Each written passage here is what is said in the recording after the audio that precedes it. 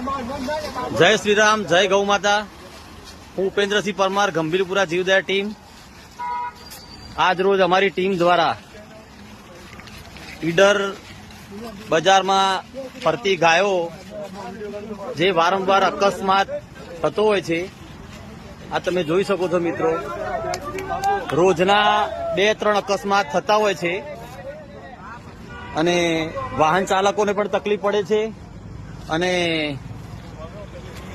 ગાયોને પણ નુકસાન થતું હોય છે। એના કારણે આજ રોજ અમારી ટીમ દ્વારા આ ગાયોને રેડિયમ પટ્ટા બાંધવાનું કામ ચાલુ કર્યું છે।